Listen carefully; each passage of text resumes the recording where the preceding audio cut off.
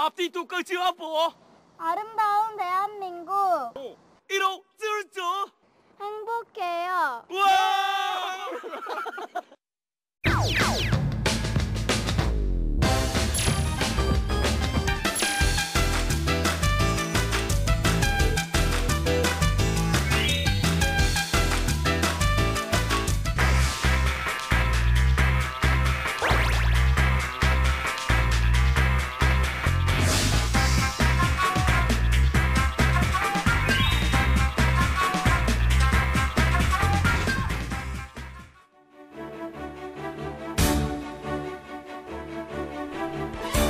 안녕하세요. 오늘부터 기적의 TV 상담받고 대학 가자 매주 금요일 함께하겠습니다. 안녕하세요. 김혜주입니다. 안녕하세요. 수험생 여러분의 금요일밤을 확실하게 책임지겠습니다. 이남승입니다. 내일이 낮과 밤의 길이가 같아진다는 추분입니다. 이제 정말 유달리 무더웠던 여름이 가고요. 가을이 오는 모양입니다. 그런데 우리 수험생들은 이 쌀쌀함이 기분 좋지만은 않을 것 같은데요. 네, 또 많은 학생들이 9월 모의평가를 치르고 나서 생각보다 점수가 안 나오고 또 난이도가 올라가서 많이 초조해하고 있는데요. 자, 그래서 저희 기적의 TV 상담받고 대학 가자에서는 오늘도 영역별 공부 비법 특강을 준비했습니다. 네, 수능 대비 영역별 공부법 세 번째 시간이죠.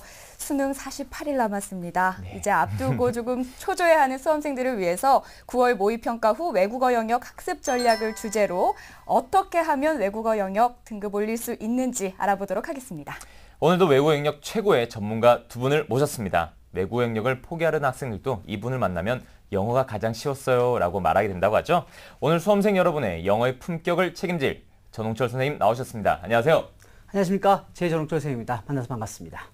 그리고 이분과 함께라면요. 안 들리던 영어도 들리고요. 그리고 안 보이던 영어도 또 보입니다. 이 외국어 영역에서 아이돌 못지않은 인기를 얻고 계신데요. 오늘 스타일도 아이돌 못지 않으십니다. 네. 안녕하세요. 윤정호 선생님 나오셨습니다. 네, 반갑습니다. 윤정호입니다.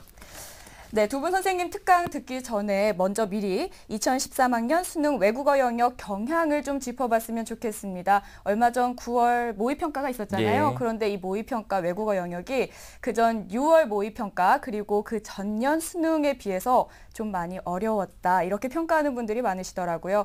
그래서 2013학년도 외국어 영역 만점자가 1% 넘지 않을 거다. 1%도 나오지 않을 거다. 이런 예측도 있던데요. 어떻게 예상하십니까? 아주 쉽게 얘기해서 이번 수능은 올 9월 모의고사랑 거의 비슷하다고 생각하시면 됩니다. 전반적으로 친구들이 조금 약간 어렵다 정도로 아마 예상이 될 것입니다. 네, 9월 모의평가 결과에 따라 우는 학생들도 있고 웃는 학생들도 있을 텐데요. 자, 얼마 남지 않는 수능 시간, 수능 학생들 많이 불안할 것 같습니다. 자, 선생님, 남은 기간 역전 가능할까요? 이 세상은 역전을 지금 요구하고 있습니다. 많은 학생들이 역전을 해야 됩니다. 네. 과연 그 역전 가능한지 잠시 뒤에 알려드리겠습니다. 네. 네, 외국어 영역 포기할 수 없겠죠. 48일 남았다고.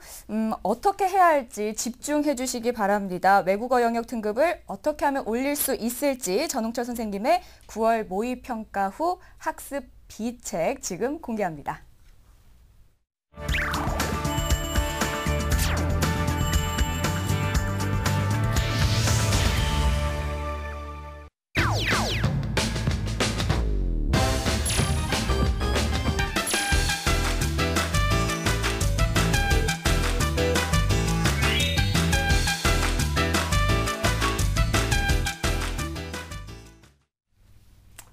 자, 이제 수능이 얼마 안 남았군요. 그렇죠? 이제 여러분들이 이제 11월에 치러지게 될 이 수능에서 여러분들이 가장 걱정하고 있는 부분은 아무래도 70%나 반영이 되는 이 EBS일 겁니다. 여러분들 이제 해야 한다는 것은 잘 알고 있었겠지만 그동안 여러분들이 실력이 많이 부족하거나 아니면 그냥 너무나 방대한 분량에 밀어놓기만 했을 텐데 자, 이제 이게 우리의 문제가 된 겁니다. 그러니까 이제 그렇다면 이제 지피지기면 100점 100승이겠죠. 오늘 이 시간 저와 함께 EBS에 대한 정확한 분석과 또 대비책을 한번 알아보도록 하겠습니다. 자, 먼저 여러분 이제 수능이 얼마 안 남았죠? 여러분 이제 이번에 수능에 반영되는 교재가 모두 5건입니다. 이 5건 중에 어떤 교재에서 가장 많이 출제가 될까요? 궁금하지 않습니까? 그럼 그걸 우리 집중적으로 공부하면 되잖아요. 그렇죠?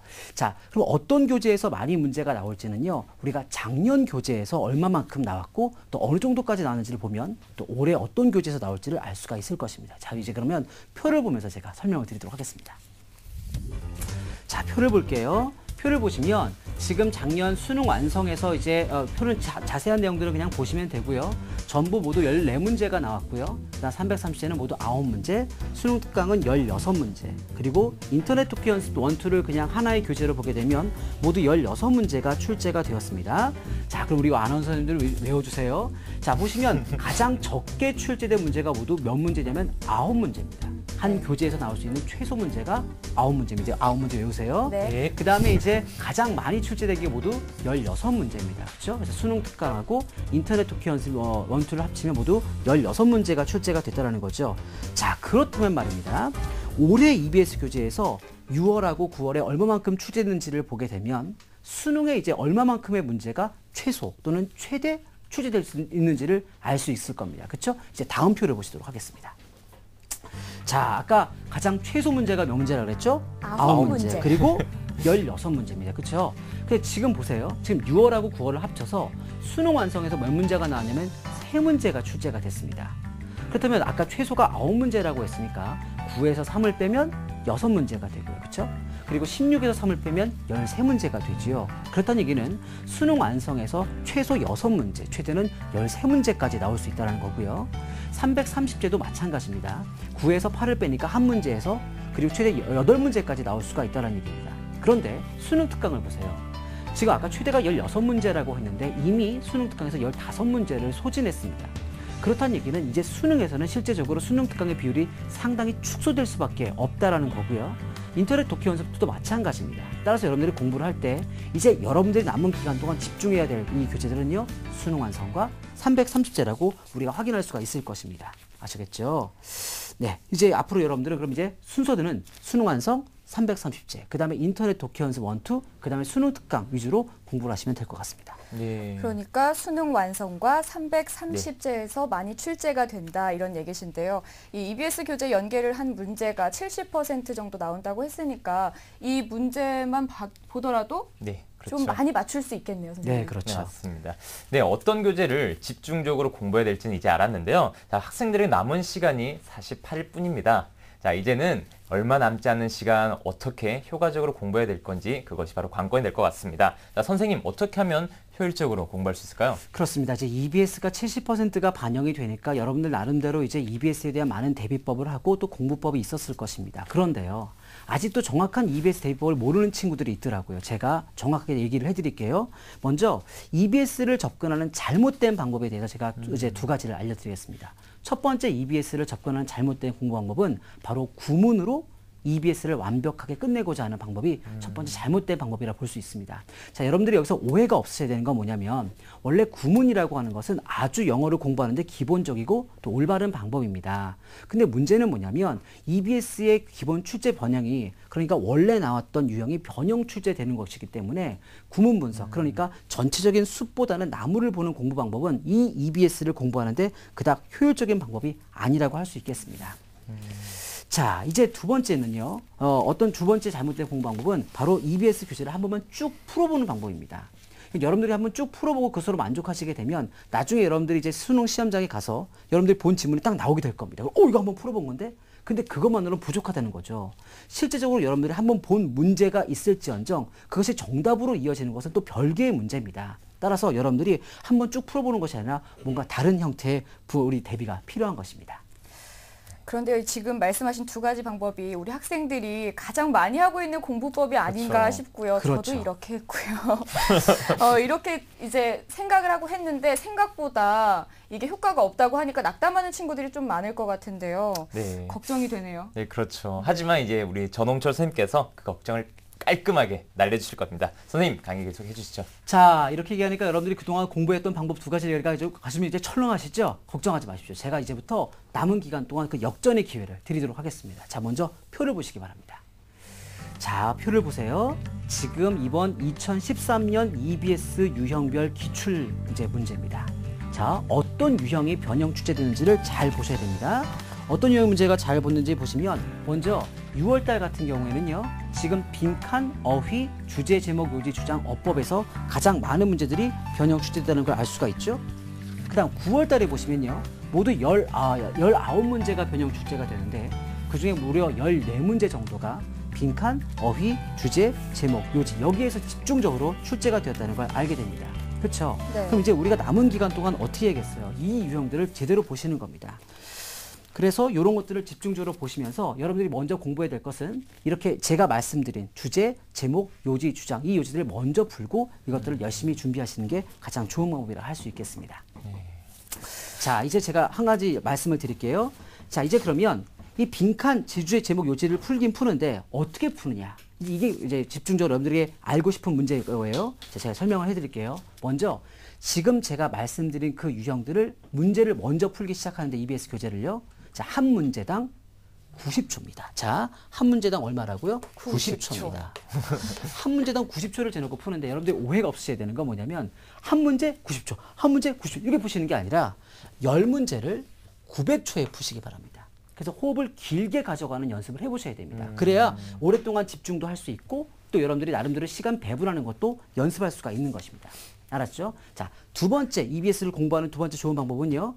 여러분들이 문제를 푼 다음에 반드시 그 지문의 주제나 요지를 확인하는 것입니다. 네. 또한 그 요지가 영어로 표현된 부분 그리고 동일한 논리가 반복되는 부분들은 반드시 형광펜으로 표시해 주셔야 되는 겁니다. 그래서 나중에 여러분들이 한꺼번에 정리할 때 그 형광펜 친 것을 딱 보시면서 아, 이 지문이 뭐에 대한 내용이었지? 라고 여러분들이 스스로 머릿속에 떠올리셔야 되고요. 특히 옆 친구한테 설명할 수 있을 정도의 수준이 되면 아주 좋겠습니다. 그런데 그것도 여러분들 할 실력이 안 되거나 또는 시간이 부족하다고 생각이 드시면 EBS나 아니면 사설, 인강을 들으시는 것도 한 가지 방법이 될 수 있겠습니다.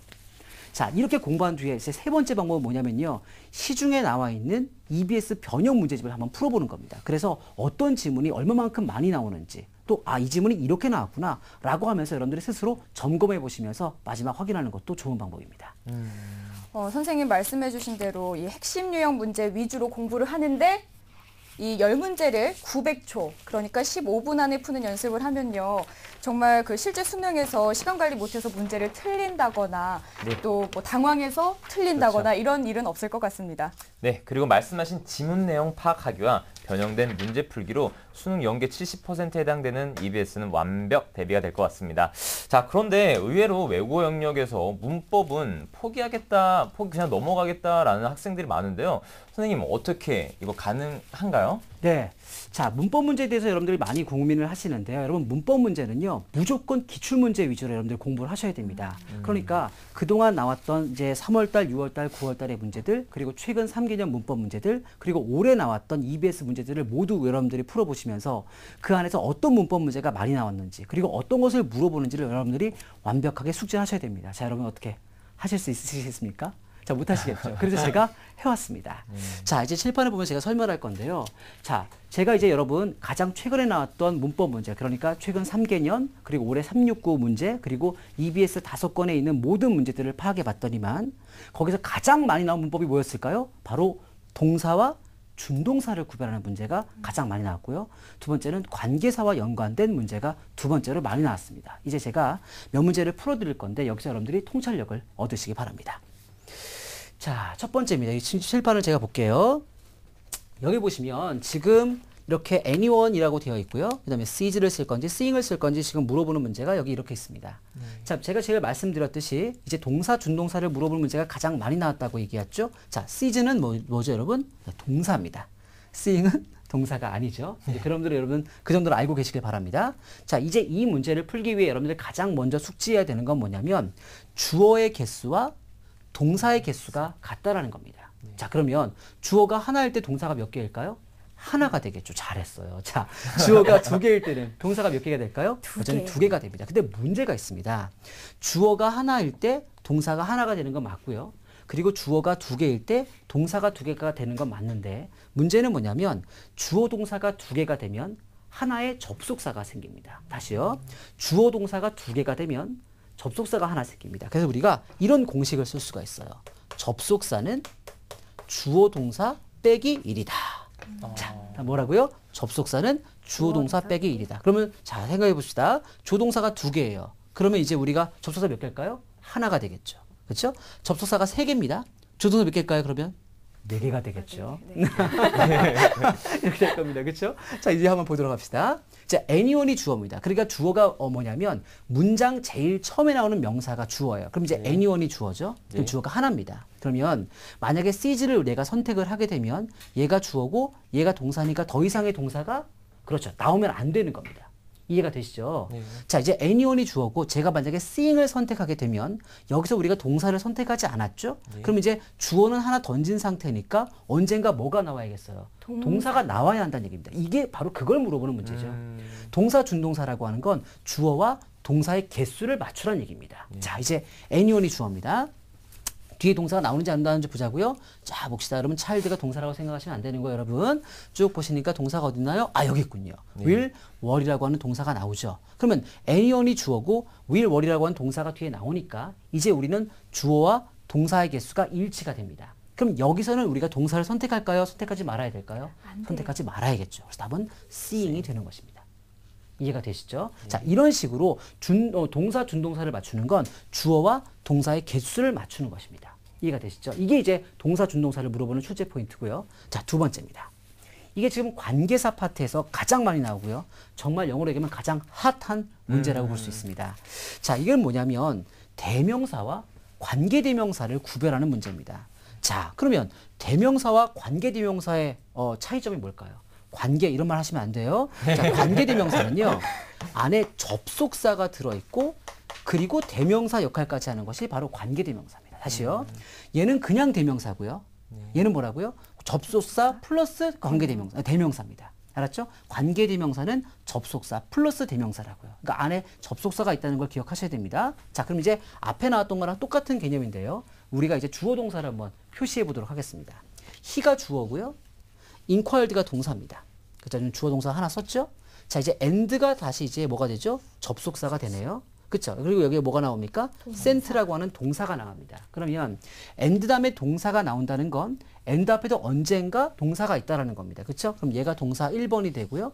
얘가 동사 2번이 됩니다. 여기까지 이해되시죠? 그러면 얘가 동사 2번이면 얘가 지금 주어가 없죠. 주어가 없는 게 아니라 뭐 됐겠어요? 그렇죠. 생략이 된 거죠. 여기 있는 주어가 여기 있는 거나 마찬가지라고 보시면 되겠습니다. 이렇게.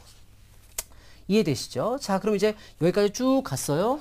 여기까지 쭉 됐어요. 여기 콤마 바로 앞까지 갔습니다. 콤마 바로 앞까지 가니까 주동사가 몇 개죠? 하나, 2개가 되네요. 그렇죠? 주동사 몇 개입니까? 2개가 되네요. 자, 이제 접속사는 주어동사 빼기 1이니까 여기서 1을 빼게 되면 접속사는 몇 개가 돼야 되죠? 하나가 돼야 됩니다. 접속사 여기 있나요? 네, 여기 있네요. 여기 접속사가 하나 있으니까 여기까지 문장이 우리는 여기까지 문장이 어떻다고 볼 수 있습니까? 완벽하다고 볼 수 있습니다. 그렇죠? 자, 그러면 여기까지 문장이 완벽합니다. 여기까지 문장이 완벽하다면 여기에서 뭐가 나와야 되냐면 제 얘기를 들어보세요. 주어 동사도 하나 늘어나고 접속사도 하나 늘어나면 여전히 완벽한 문장이 되겠죠. 이해되십니까? 다시요. 여기까지 문장이 완벽하니까 여기까지도 문장이 완벽하려면 주어 동사도 하나 늘어나고 접속사도 하나 늘어나면 완벽한 문장이 될 겁니다. 되시죠? 자, 그럼 이제 여기서 볼게요. most of them을 선택할 건지 most of which를 선택할 건지 물어봤는데 뒤에 surrounded가 이미 뭡니까? 동사입니다. 자, 그럼 이제 뒤에 동사니까 앞에서 뭘 해결해야 되죠? 접속사랑 주어까지 해결해줘야 주어동사 하나 늘어나고 접속사도 늘어나겠죠. 이해되십니까? 근데 만약에 내가 them을 선택하게 되면 most of them은 그냥 뭐만 되죠? 주어만 됩니다. 문장 안에 뭐가 필요합니까? 접속사가 필요하죠. 따라서 most of them을 선택하게 되면 접속사가 하나 모자라니까 most of which를 선택해서 접속사가 있는 것을 선택하셔야 되는 겁니다. 이해가 되시죠? 따라서 답은 뭐가 됩니까? which가 된다는 겁니다. 아셨죠? 자, 여기서 마지막 이제 높아심에 제가 이런 얘기를 한번 해드릴게요. 지금 여기까지 설명을 해드렸는데 사실은 말이에요. 여러분들이 이제 이 문법 문제를 풀 때 them에 밑줄이 쳐져 있으면 them에 이렇게 밑줄 쳐져 있으면 먼저 관계대명사를 생각하시는 게 아닙니다. 사실은 them에 밑줄 쳐져 있으면 제일 먼저 뭐를 생각하셔야 되냐면 수의 일치를 먼저 생각하셔야 됩니다. 수의 일치라고 하는 게 뭡니까? 단수와 복수를 일치시키는 겁니다. 단수와 복수를 일치시키는 거예요. 자, 그렇다는 얘기는 them은 앞에 나온 단수를 받는 말입니까? 복수를 받는 말입니까? 복수를 받는 말이죠. 그러면 댐에 미출처 있으면 혹시 뭐가 아닐까? 이시 아닐까를 먼저 생각해 보셔야 됩니다. 사실은 수능 실제에 가장 많이 됐던 부분은 동사 준동사보다는 수일치가 더 많이 되었기 때문입니다. 따라서 댐에 미출처 있으면 먼저 이시 아닐까를 생각해 보시고 앞에 나온 단수명사를 가리키는지 앞에 나온 복수명사를 가리키는지 확인하시기 바랍니다. 그리고 두 번째로 뭘 생각하시면 혹시 뭐가 아닐까? 그렇죠. 방금 배운 관계대명사가 아닐까를 두 번째로 생각해 보시는 겁니다. 그러면 대명사가 관계대명사가 된다는 건 뭐가 차이점이 있다고 그랬죠? 그렇죠. 관계대명사에는 뭐가 있다? 접속사가 있다는 겁니다. 따라서 그 문장 안에서 접속사가 필요한지 아니면 그 문장에 접속사가 필요하지 않은지에 따라서 때로는 대명사가 답이 되기도 하고 관계대명사가 답이 되기도 할 것입니다. 이렇게 해서 제가 문법 문제 두 문제를 풀어드렸는데요. 여러분들 그냥 이론을 배우는 것으로 끝나지 마시고 여러분들이 문제를 또 풀어보셔야 됩니다. 그리고 문제를 풀어보시면 여러분 틀리면 되게 가슴 아파하고 그러시는데 괜찮아요. 왜냐하면 결국은 우리가 수능에서 틀리지 않는 것이 우리의 목표 아닙니까? 그러니까 중간중간에 틀릴 때 틀리더라도 아 내가 이래서 틀렸구나 하고 여러분들이 시행착오를 겪다 보면 그것이 숙지가 되고 오히려 틀린 것이 다행이 될 수 있어요. 나중에 수능날 이 두 문제 맞출 수 있을 것입니다. 네, 귀에 쏙쏙 들어오는데요. EBS 교재 중에서 어떤 교재를 집중 공략해야 하는지 또 문법 문제는 어떻게 접근해야 하는지 잘 명쾌하게 들어봤습니다. 오늘 선생님의 강의 내용 잘 기억해 두시고요. 그대로 좀 실천해 보셨으면 좋겠습니다. 네, 잠시 후에는 윤정호 선생님의 수능 외고 영역 등급 역전을 위한 비법 특강이 기다리고 있습니다. 자, 그 전에 전홍철 선생님께서 콕콕 짚어주신 공법 되짚어보겠습니다.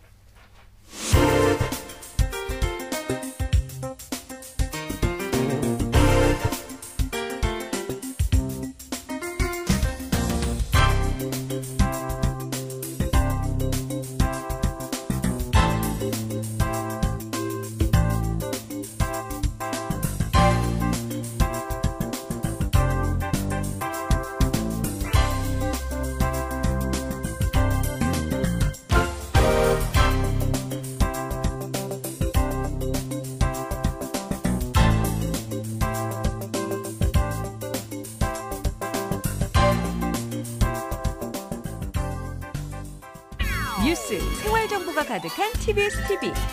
TBS TV는 케이블 TV와 IPTV, 지상파 DMB TV, TBS 교통정보 앱 외에도 서울 지하철 객실내 TV나 PDP TV, 또 인터넷을 통해서도 만날 수 있습니다.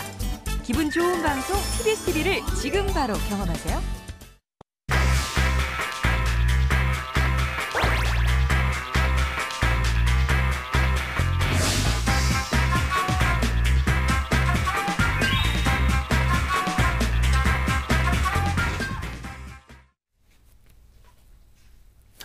자, 제가 지금 이제 강의를 시작하도록 하겠습니다. 오늘 며칠 남았다 그랬죠? 48일 48일. 남았습니다. 네, 48일.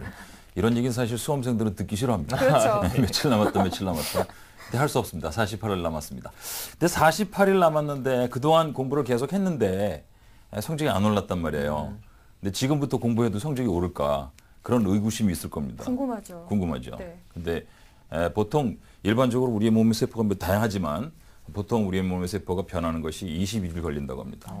그래서 어떤 그 습관을 만든다든지 그럴 때 효과가 나기 위해서는 21일이 필요해요. 근데 많은 사람들이 뭔가를 해보고 21일까지 계속하지 않는다는 거죠. 네. 예를 들어서 다이어트를 해도 21일 동안 계속하지 않고 아침 운동을 해도 21일 동안 계속하지 않고 그런데 승리에 대한 확신도 21일 동안 계속하지 않습니다.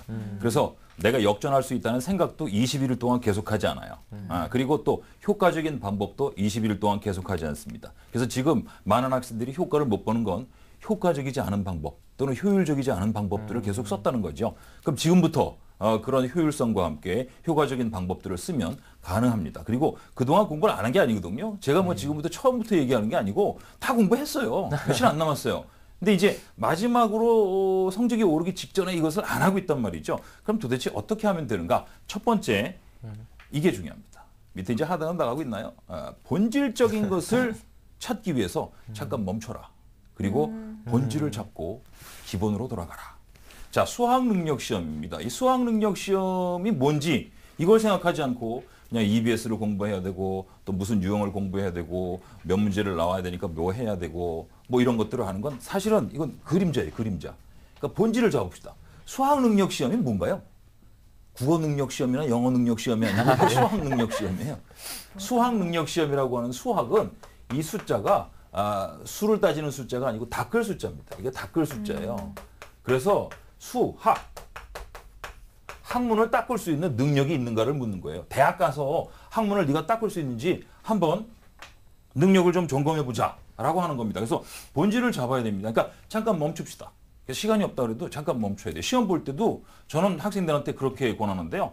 시험이 시작됐을 때 시험 딱 이렇게 하는데 그러지 말고 잠깐 멈추는 거예요. 잘 봐야지. 다른 애들은 막 문제 풀고 있어요. 근데 혼자서 여유를 부리는 거죠. 근데 그렇게 여유를 부렸다고 10분이 지날까요? 아닙니다. 30초 이상 쓸 수 없어요. 네. 근데 잠시 여유를 갖고 한숨 돌리고 문제를 풀기 시작하면 훨씬 더 문제가 뭘 나한테 요구하는지 알 수 있다는 거죠. 공부도 마찬가지입니다.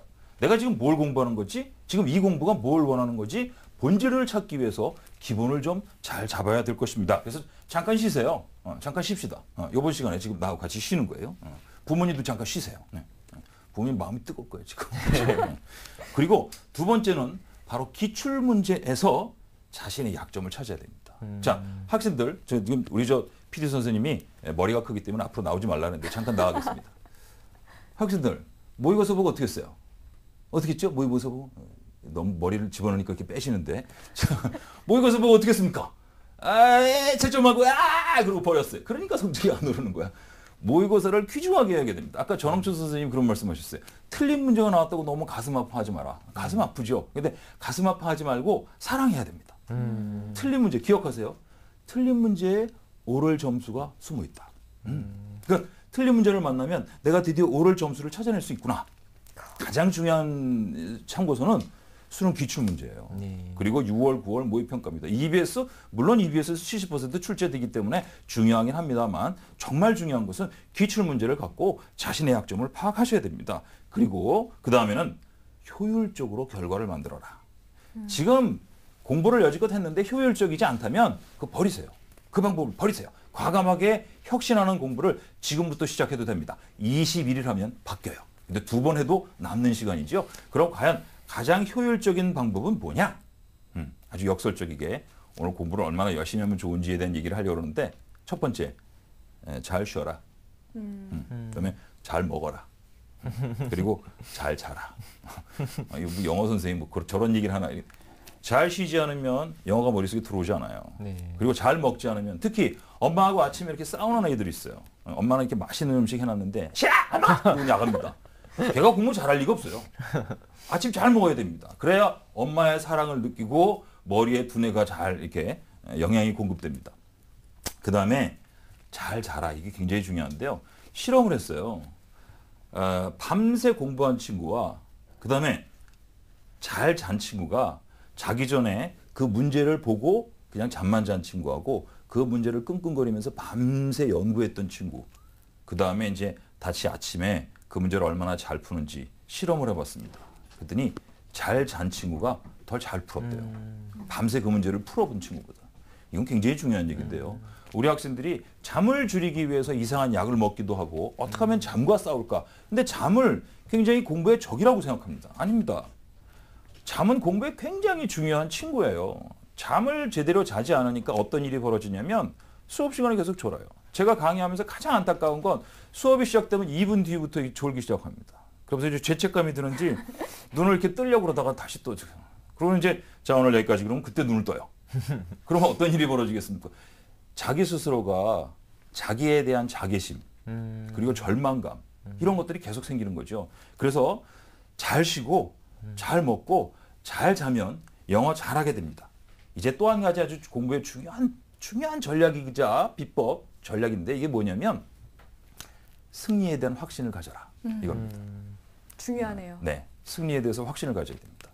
우리의 두뇌는 승리를 믿고 그다음에 희망찬 비전이 있을 때 설레는 마음이 있을 때 공부하는 효율이 그렇지 않은 것보다 3배가 높다고 합니다. 절망감이 가득하고 안 될 것 같다. 어떡하지? 라고 하는 생각이 있을 땐 평소에 외웠던 암기력의 3분의 1로 떨어진대요. 그러니까 지금 당장 어떤 것을 공부하느냐를 따지지 마시고 내가 공부를 지금 제대로 하고 있는지 본질적인 걸 한번 점검하세요. 나는 지금 승리에 대한 확신이 있는가? 계속 공부가 안 해서 성적이 안 올랐는데 무슨 승리에 대한 확신 지금부터 오른다니까 21일만 제대로 하면 오른다고요. 그동안 공부했던 것이 이제 열매를 맺기 시작합니다. 싹을 틔운다고요. 와우. 그거를 믿고 공부하세요. 그럼 나머지 시간 그동안 여지껏 공부했던 것보다 지금 더 필사적이거든요. 그래서 지금은 머리가 잘 돌아요. 근데 잘 돌되 승리를 믿고 공부하느냐 그렇지 않느냐가 굉장히 중요하다. 그래서 역전을 믿고 서두르지 말아라. 이 비법들을 말씀드리고 싶습니다. 네. 수능, 이 외국어 등급 올리는 비법 알려주셨는데요. 세포가 변하는데 21일, 근데 48일 남았으니까 2번은 바뀔 수 있습니다. 그렇죠. 네. 희망을 가지고 긍정적인 마인드로 공부를 한다면 정말 충분히 가능할 것 같습니다. 네, 외국어 영역 시험 종이 시작되면 제일 먼저 하는 것이 바로 듣기 평가인데요.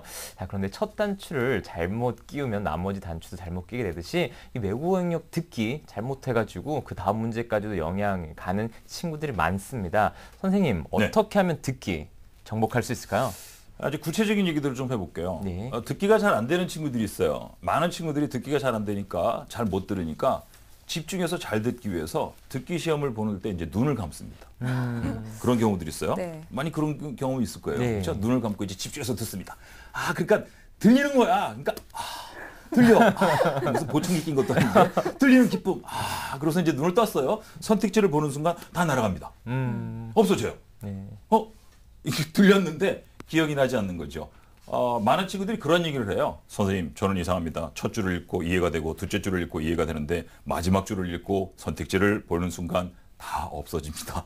어떻게 하면 좋을까요? 저에게 무슨 문제가 있을까요? 그래서 제가 얘기합니다. 넌 공부를 못해서 그래. 그렇습니다. 근데 정말 중요한 건 공부를 못해서예요. 그게 무슨 소리냐면 듣기를 못하는 거죠. 듣기를 어느 정도로 할 수 있어야 되냐면 눈 뜨고 들을 수 있을 만큼 듣기의 내공을 키우셔야 돼요. 그래서 눈을 뜨고 그다음에 기억력을 의존하지 마세요. 여러분, 우리의 기억력은 순식간에 사라집니다. 그렇잖아요. 아니, 우리가 중간고사, 기말고사 공부할 때 얼마나 열심히 했어요. 시험 끝나면 어떻게 돼요? 다 날아가죠. 우리가 듣기도 마찬가지로 눈 감고 들으면 절대로 안 됩니다. 그러니까 눈 뜨고 들으면서 메모하셔야 됩니다. 자, 그다음에 이제 두 번째 또 뭐가 중요하냐면 그럼 제대로 듣기 위해서 어떻게 해야 되느냐? 소리에 익숙해져야 됩니다. 그리고 표현에 익숙해져야 됩니다. 그리고 문제에 익숙해져야 됩니다. 그래서 첫 번째가 어디에 익숙해져요? 소리. 두 번째는 표현. 세 번째는 문제. 제가 하나 소리를 들려드리겠습니다. 시청자 여러분들, 부모님들도 한번 받아 적어보실 수는 없지만 한번 따라하시면서 무슨 문장인지 한번 생각해 보세요. 원어민의 소리하고 비슷하게 제가 한번 발음을 해보겠습니다만 I'd like to apply for an auto loan. 이게 수학능력 시험에 나왔어요. 이게 무슨 소리냐? 그러면서 이게 누가 한 얘기냐? 어디에서 나오는 얘기냐? I'd like to apply for an auto loan. 뭔가를 좋아한다고 하네요. 그죠? 네. 센스가 센스 있다. I'd like to apply는 신청하고 싶다는 거예요. 근데 for an auto loan 하면 오토, loan이에요. 그래서 자동차를 사기 위한 대출을 받기 위해서 I'd like to apply for an auto loan. 근데 이게 안 들려요. 왜? 오토라고 하지 auto라고 발음하지 않거든요. 근데 이게 합쳐서 I'd like to apply for an auto loan. auto loan? 뭘 아르라키 뭐 이렇게 들리는 거죠. 그러니까 우리가 그 소리에 따라서 소리 내보는 연습을 하지 않으면 이건 외계어가 돼요. 그런데 대부분은 듣기를 많이 했습니다만 중간에 이렇게 잘 안 들리는 소리가 어느 순간 나오는 순간 트라우마를 겪어요. 그러면서 그때부터 머리가 칵 막히기 시작하죠. 그럼 독해에도 영향을 준다는 거죠. 그래서 방법은 뭐냐? 제가 여러 차례 얘기하지만 제가 여기 이 방송국에 나올 때마다 얘기했어요. 듣기 어떻게 하라? 따라하라. 그렇죠? 소리 내서 따라해라. 그게 바로 섀도우 스피킹입니다. 섀도우 스피킹으로 끊임없이 따라해라. 그래서 MP3 플레이어를 구해서 음질이 나쁠수록 더 좋아요.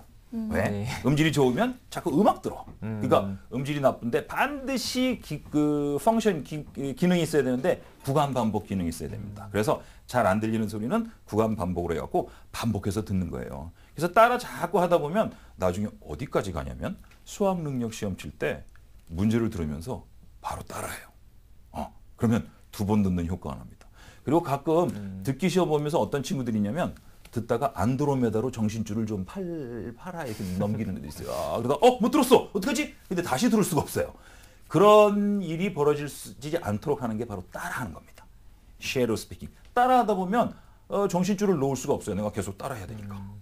그래서 듣기는 아까 말씀드린 것처럼 기억력 믿지 말고 메모해라. 그리고 소리부터 잡고 표현 잡고 문제 잡아라. 그리고 그 다음엔 끊임없이 계속해서 시험 보기 전까지 기출문제, 기출 수학능력 시험 음성 파일을 MP3 플레이어 놓고 따라해라. 이러면 이제 여러분 듣기는 다 맞을 수가 있습니다. 듣기 꼭 다 맞으셔야 됩니다. 네, MP3 플레이어로 반복, 무한 반복해서 듣기, 또 소리내어 따라하기는 지난 6월 모의평가 영역별 특강 시간에 선생님께서 말씀해 주셨는데요. 선생님이 가르쳐 주신 이 방법 제대로 따라하시는 친구들은 지금쯤 듣기도사가 되어 있을 것 같습니다. 네, 이거 그대로만 한다면 만점 받을 수 있고요. 하나 더 여쭤볼게요. 네. 그 시험장에서는 스피커로 음성이 나오잖아요. 그렇죠. 그러니까 친구들 이어폰으로 공부하기보다는 스피커 틀어놓고 하는 게 더 효과적이지 않을까 싶은데요. 좋습니다. 그게 아주 좋은 말씀인데요. 사실은 듣기의 내공이 높으면 뭐 이어폰으로 듣든 스피커로 듣든 괜찮은데 내공이 별로 약한 친구들은 이어폰으로 아주 명료한 소리를 듣다가 나중에 시험장에서 스피커로 듣게 되면 좀 웅웅거려서 조금 성적이 떨어질 수도 있어요. 그러니까 평소 때도 스피커로 듣는 연습하는 것은 아주 중요한 전략입니다. 네. 네. 이번에는 독해 공략법 좀 알려주시죠. 독해 가장 중요한 건 시간 싸움입니다. 얼마나 빠른 시간 내에 문제를 푸는가. 왜 시간이 모자라서 못 푸는 친구들이 굉장히 많거든요. 첫 번째, 첫 문장에서부터 작가의 의도를 치열하게, 정말 치열하게 찾아내라. 그럼 여러분은 시간을 줄일 수 있습니다. 자, 그러면 이 수학 능력 시험에 나오는 지문들은 다 한 단락으로 돼 있어요. 거의 대부분. 그럼 하나의 문제를 보시면서 같이 한번 보시죠. 자, 이 문제를 보시면 많은 사람들이 이렇게 나왔어요. 저는 이 문장에 많은 사람들이 보고 답을 찾았어요. 이렇게 생각할 수 있어요. 많은 사람들이. 왜 많은 사람들이 사용해요. 사용하여 현재입니다. 현재는 늘 반복하는 거고. 많은 사람들이 이러고 있어요. 그들의 cleverness, 똑똑함을 사용하는데 justify. 정당화시키려고. 정당화라는 건 뭔가 잘못하는 것을 옳다고 주장할 때 쓰는 말이죠. 정당화시키는 겁니다. 그리고 excuse, 변명하려는 거예요. 앞으로 다시 넘겨주세요. 변명하려고 그러는 건데 뭘 변명하려고 그러는 거죠? 이런 걸 변명하려고 그러는 거죠. themselves for the messiness. 그들의 messiness. 메시하다는 건 지저분한 거예요. of their workplaces. 자신들의 일자리가 지저분한 것을 변명합니다. 그러면서 뭔가 자신의 똑똑함 갖고 정당화하려고 그래요. 난 똑똑해서 지저분해도 괜찮아. 충분히 일할 수 있어. 뭐 이런다는 얘기죠. 그거 보고 선택지로 바로 내려옵니다. 슉슉슉 넘어가 주시죠. 아주 힘겹게 넘어가고 있습니다. 그 다음도 슉, 그 다음도 넘어가죠. 안 봐도 됩니다. 자, 1번 직원들의 사기 진작을 위해 유머 강의 없어요. 새로운 근무 환경을 빨리 적응하게 노래 없습니다. 지적 능력 향상시키 창의 없어요. 업무 편의를 위해 필요한 독학 없어요. 생산성 높이기 위해서 주변 환경을 좀 정리해. 그죠? 좀 정리해. 메시하지 않게. 이거 답입니다. 순식간에 답이 나오죠. 네, 이렇게 푸셔도 됩니다. 왜냐하면 우리가 수학 능력 시험 말이죠. 기본적으로 중요한 게 외국어 영역이에요. 나중에 이제 영어 영역으로 바뀌면 또 다른 얘기가 됩니다만 외국어 영역의 가장 기본은 뭐냐면 의사소통 능력이에요. 얼마나 상대방의 얘기를 빨리 알아듣고 정확하게 알아듣느냐거든요. 그러니까 다 들을 필요도 없어요. 첫 문장 딱 보고 감 잡을 수 있어요. 전체적으로. 왜? 한 토픽이 하나밖에 없으니까. 한 단락에는. 그래서 첫 문장도 그 얘기하고 두 번째 문장도 그 얘기하고 세 번째 문장도 그 얘기하는데 모든 문장을 다 읽는 애들이 있어요. 걔네들이 오답에 빠진 애들이에요. 네. 정확하게 첫 문장부터 치열하게 작가의 의도를 파악하시면 됩니다. 조금 어려운 문제로 넘어갈 텐데 이번에 한 문제 또 더시 보시겠습니다. 이건 왜 이런 문제를 출제했는지를 파악해야 되는데요. 자, 보세요. Often in social scientific practice. 자, 이 사회과학적인 관행에서 심지어 이렇게 강조가 됐어요. 심지어 네. evidence가 사용될 때도 it is not used in the correct way. 정확한 방법으로 쓰여지지 않네요. adequate scientific testing에. 그러면 잘못된 방법은 뭔데요? social science 많은 부분에서 evidence가 사용되는데 only 이것도 중요해요. 아까 even 첫 줄의 even과 이번에 나오는 only 이런 게 중요해요. affirm. 긍정하기 위해서 쓰인다는 거예요. 그럼 긍정하기 위해서만 쓰인다는 건 잘못됐다는 거죠. 그럼 부정적인 거를 위해서도 써라. 그러면 옳은 증거는 받아들이되 틀린 증거는 부정하기 위해서라도 써라. 그렇게 얘기할 수 있습니다. 자, 그럼 이제 그 다음으로 넘어가 볼까요? 그 다음으로 넘어가서 이제 빈칸이 나옵니다. Testing allows us not merely to confirm 우리의 뭐요? theories, but 그러나 to 뭐 하기 위해서도 쓰여지도록 해준다 그랬어요. 그러면 우리의 이론을 긍정적으로 해주기 위해서도 확인시켜주기 위해서도 쓰지만 이 실험은 또 뭐 하기 위해서도 씁니까? 우리의 이론과 맞지 않는 걸 없애주기 위해서도 쓰는 거겠죠. 그럼 선택지를 보여주세요. 선택지 보니까 어떻게 나와 있습니까? 무시하기 위해서. 증거 무시하면 안 되죠. falsify them. 그것들을 거짓으로 만들기 위해서. 이상하네요. 거짓으로 뭘 만들죠? intensified argument. 논쟁을 더 강화시키기 위해서. 아주 이상합니다. without those that do not fit the evidence. 증거에 딱 맞지 않는 그것들을 without. 근데 이걸 못 골라요. 왜? without이 뭔지 몰라. without은 압니다. with 잡초. 잡초 바깥. 뭘까? 저기 숭고한 의미가 있나? 아닙니다. 여러분.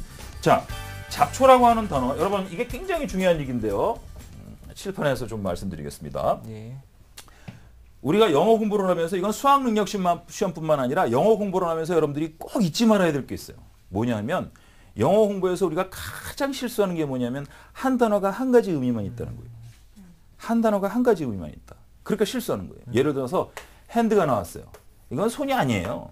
왜? 이건 손이 아닙니다. 손이 되려면 hand나 the hand나 my hand나 this hand나 아니면 hands 해야 돼요. 그냥 hand 그러면 명사일 때 관사 없이 이렇게 썼다 그러면 이건 동사예요. 아니면 물질 명사입니다. 손이 물질 명사예요. 물처럼. 이상하죠. 손죽? 손커피? 이상하죠. 그래서 hand라고 하면 이건 손으로 하는 뭐예요? 넘겨주는 겁니다. face가 얼굴 아니에요. 왜? a face나 this face나 my face나 faces가 되면 그때부터 얼굴이지만 그냥 face가 나오잖아요. 이건 명사가 아니에요. 명사 되려면 반드시 관사 있거나 복수가 나와야 됩니다. 그럼 이건 뭐예요? 얼굴로 하는 짓, 하다. 그래서 직면하다, 바라보다. 그러니까 영어 공부에서 이건 굉장히 중요한데 그럼 with는 뭘까요? with.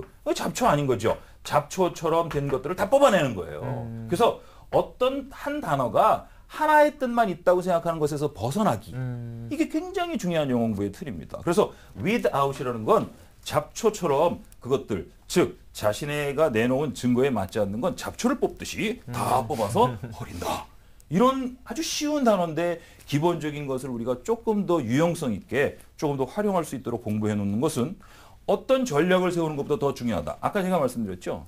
기본을 잡고 본질을 잡고 그렇게 해야지 문제를 막 쫓아다니는 것보다는 쉬운 문제에서 또는 쉬운 단어에서 여러분들이 그 본질적인 걸 찾아내는 것은 대단히 중요하다는 걸 말씀드리고 싶어요. 하나만 더 말씀드리죠. 이제 또 한 가지가 중요한데 정확하게 추론해라.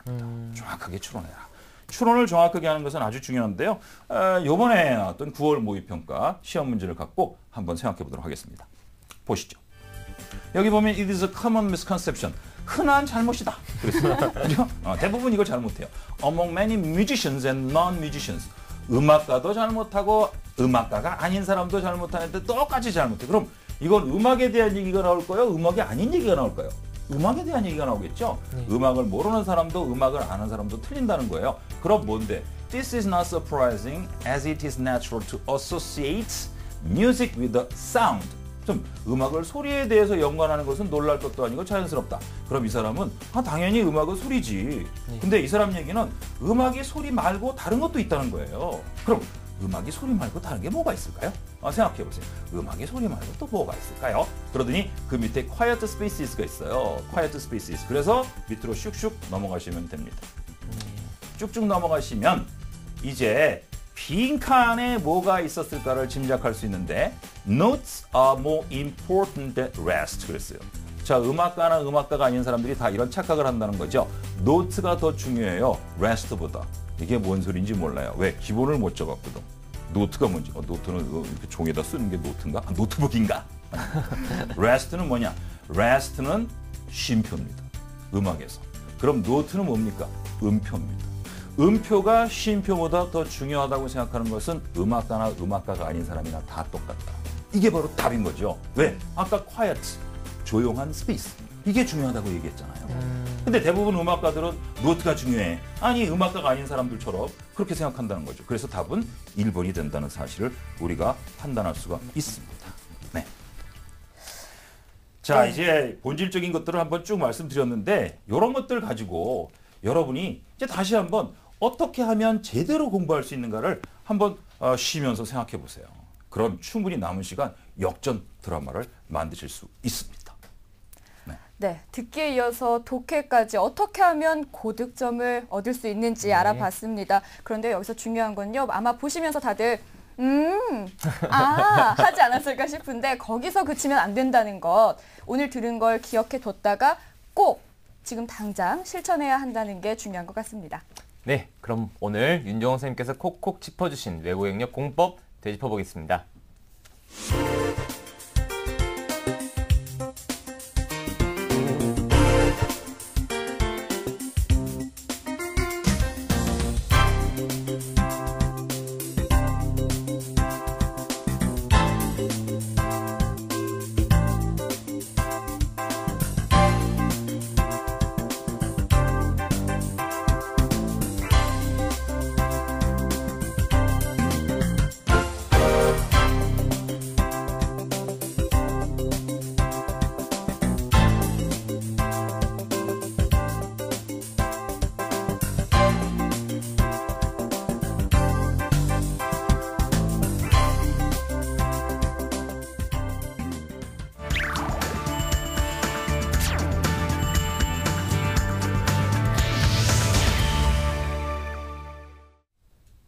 네, 9월 한 달 동안 이어지는 수능 대비 영역별 공부법. 오늘은 외국어 영역 알아봤습니다. 마지막으로 수능 48일 앞둔 수험생들에게 좀 강조하고 싶은 이야기 있으시면 한마디씩 해주시죠. 네, 친구들 정말 얼마 안 남아서 여러분 많이 떨리고 그럴 거예요. 그런데 지금 마라톤으로 비유하면 여러분들은 이제 42.19까지 뛰고 이제 여러분들은 운동장에 들어와서 트랙을 뛰고 있는 사람입니다. 지치고 힘든 거 알고 있어요. 근데 지금 포기한다 그러면 지켜보는 관중도 또 여태까지 가르쳤던 코치도 너무너무 정말 미칠 노릇이에요. 여러분 정말 얼마 안 남았습니다. 끝까지 힘을 다해서 조금만 더 완주해 주시기 바랍니다. 네, 지금 뭐 버티자고들 많이 얘기할 겁니다. 끝까지 버티자. 근데 저는 그렇게 버티자 하는 게 아니라 이제 새로 시작하라. 20일이면 새로운 세포 만들어진다. 두 번 만들 수 있다. 그리고 이런 명언이 있어요. Winners never quit. Quitters never win. 승리하는 사람은 결코 quit, 멈추지 않습니다. 중단하지 않습니다. Quitters. 중단하는 사람은 결코 승리자가 될 수 없습니다. 여러분, 분투하십시오. 승리가 바로 여러분의 손아귀에 놓여져 있습니다. 네, 오늘 함께해 주신 전웅철 선생님, 윤정우 선생님 감사합니다. 네. 3주에 걸쳐서 언어 영역, 수료 영역, 그리고 오늘 외국 영역까지 영역별 공부비와 특강을 함께하고 있는데요. 자, 마지막 수능 대비 영역별 공부방법 참고 영역은 다음 주가 아닌 10월 첫째 주 금요일에 찾아뵙겠습니다. 네, 수능 대비 영역별 공부법 탐구 영역도 많이 기대해 주시고요. 저희는 여기서 인사드리겠습니다. 함께해 주신 여러분 고맙습니다.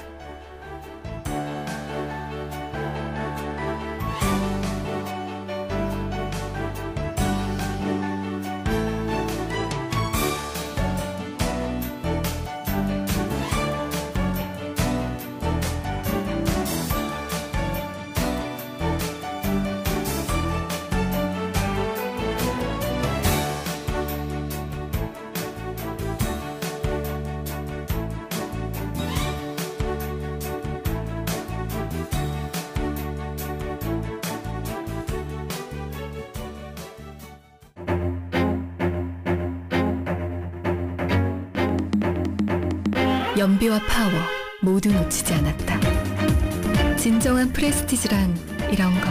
비교할수록 토요타 캠리.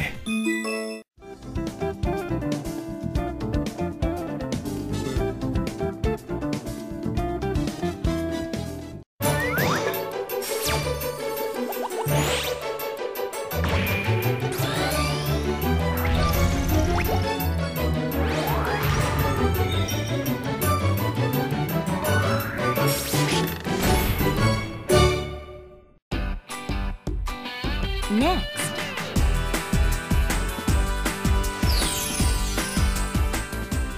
청년희망 프로젝트 공공일자리를 잡아라가 방송됩니다.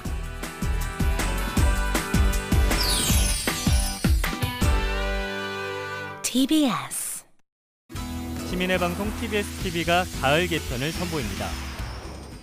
서울과 수도권 전문 생활정보 뉴스. 수도권의 생생한 이슈 현장과 다양하고 알찬 생활 문화 정보를 하루 12시간 가장 빠르게 만날 수 있습니다. 2012 가을 신규 프로그램. 색다른 토론 프로그램 설전. 핫이슈 끝장 토론 프로그램 매주 일요일 오후 2시 새로운 토론 문화를 기대해주세요. 토요일 오후 2시 수도권의 한 주간 이슈를 정리하는 종합 매거진 프로그램 생방송 위클리 수도권 프라임. TBS 공모전 시민응원 프로젝트 희망 광고를 만들어드립니다의 당선자 사연을 드디어 만날 수 있습니다. 우리 이웃의 희망 만들기 TBS 시민응원 프로젝트 함께 꾸는 꿈. 제8대 서울특별시의원 114인의 의정활동과 일상생활을 조명하는 휴먼 다큐멘터리 내가 뽑은 사람들 114인. TBS TV에서만 만날 수 있는 프로그램. 서울 수도권의 스포츠 소식을 한 곳에 데일리 생방송 프로그램 TBS 스포츠 현장. 2013학년도 입시는 기적의 TV 상담받고 대학가자와 함께하세요. 2012년 가을 새롭게 달라진 TBS TV와 함께하시기 바랍니다.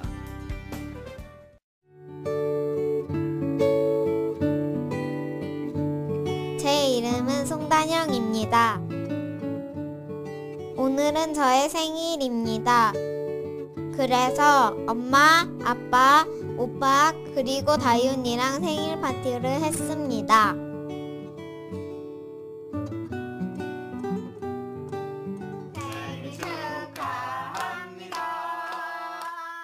종우 씨와 은미 씨에겐 3명의 아이들이 있습니다. 그 중에서 예쁜 얼굴의 두 딸은 이들 두 부부가 가슴으로 낳은 아이들입니다. 그냥 아기를 보자마자 이렇게 감동스러워서 눈물이 났던 것 같아요. 내가 낳고 안 낳고는 중요한 게 아니라 내가 이 아이의 엄마가 됐다는 사실이 되게 중요한 거구나.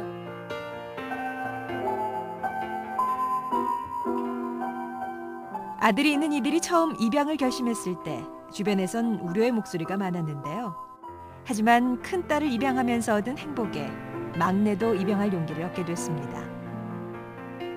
아이가 받을 상처나 이런 거에 관해서 많이 걱정하셔서 좀 숨기고 싶어 하시고 그러는데 저는 그 상처는 아이가 온전히 감당을 해야 되는 몫인 것 같아요. 저희 딸은 잠깐 좀 슬퍼하는 그 시기는 있었지만 잘 극복해서 지금은 이제 저도 너무너무 사랑하는 엄마고 낳아준 엄마도 자기를 태어나게 해준 거에 대해서 감사한 마음을 가지고 있기 때문에 얘기를 해주길 참 잘했다는 생각이 들고요. 가족이 되는 방법이 좀 다를 뿐 그냥 가족이 되는 것, 그게 입양인 것 같아요. 사랑이 필요한 아이들에게 가족이란 울타리가 되어주는 일. 입양은 세상에서 가장 위대한 사랑입니다. TBS 무지개 캠페인 7가지 색깔이 모여 무지개를 만듭니다.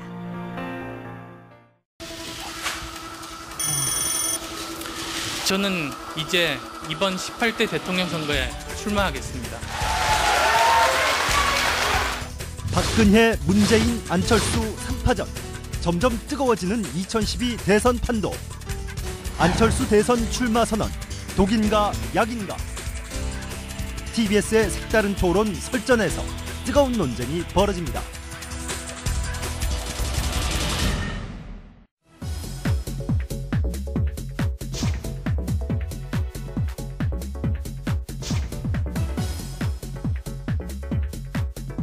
를 결심한 사람. 목조류가 하는 코 515 통내문에 강으로 돌아오는 TBS 자전거 도로가 너무 가까워.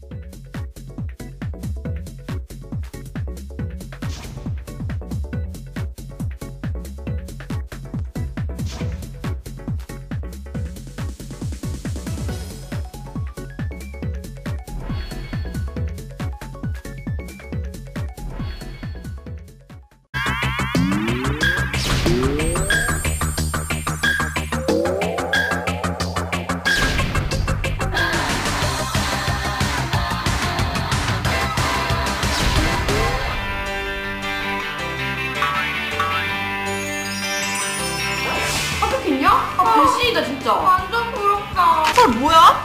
네가 분명 뭔가 있는 것 같은데. 말해봐. 너야만 알고 있어?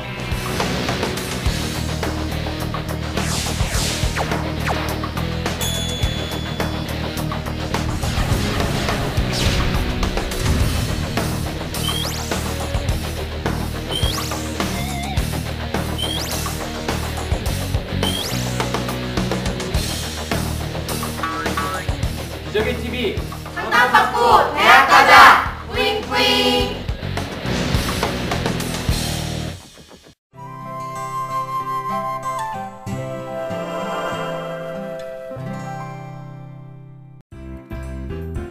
민경이 신랑 봤어? 어때? 얼굴도 잘생기고 키도 큰 게 아주 훤칠하더라고. 이 대화에서 잘못된 표현은 무엇일까요?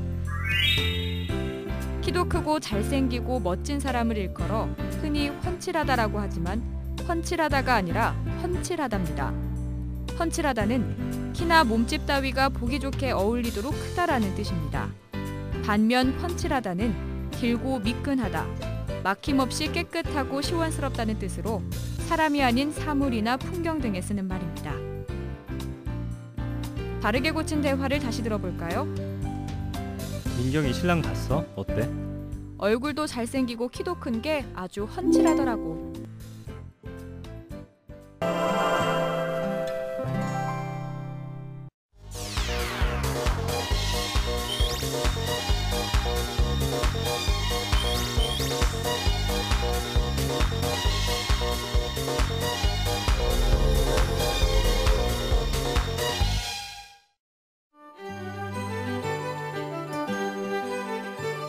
종로에는 서울의 역사를 한눈에 볼 수 있는 서울역사박물관이 있습니다. 지난 2002년 5월에 문을 연 서울역사박물관은 7,400여 제곱미터터의 총 면적 2만 130제곱미터 규모로 지어졌는데요. 가족 단위 관람객들의 수가 해마다 크게 늘고 있어 올해는 7월 말 이미 100만 명을 돌파했습니다. 가장 많은 수의 관람객이 입장한다는 5월 5일 어린이날로 이날 하루에만 13,000여 명이 서울역사박물관을 찾았습니다. 박물관의 유물 기증과 구입은 매년 3월과 9월 두 차례 이루어지는데요. 선사시대부터 근현대 유물에 이르기까지 총 12만 점에 달하는 유물이 소장돼 있습니다. 주로 서울의 역사를 보여주는 유물들이 인기인데요.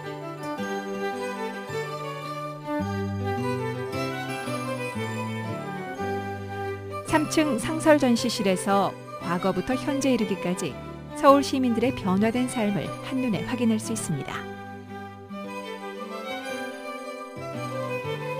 서울역사박물관에서 서울의 어제와 오늘 그리고 내일을 만나보세요.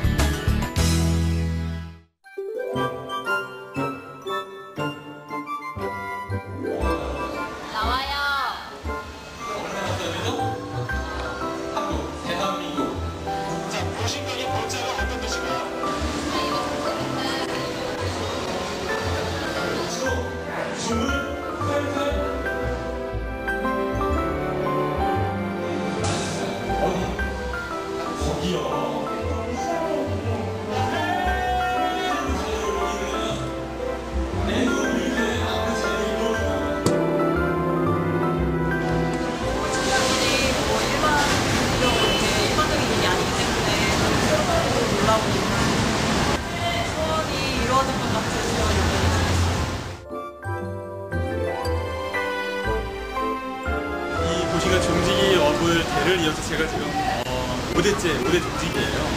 대를 이어서 지금 이어서 내려오고 있는데 165년째입니다. 자부심을 일감하고요.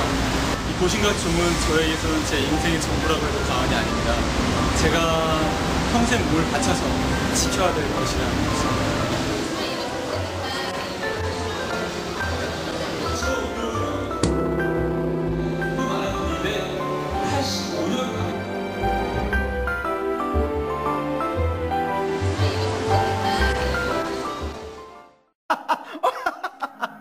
아 뭐야? 12월 31일 날 종료한다며 왜? No! 아날로그 방송 종료 지역마다 달라. 전국 동시 종료라면서요? 지역별 순차 종료일 모두 달라. 우리 지역은 종료일이 언제인지도 모르는데. 그럼 잘 봐.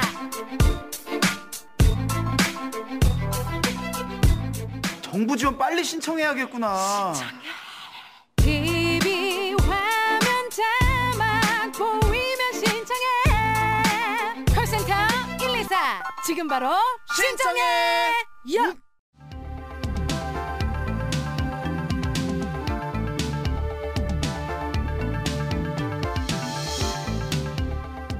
TBS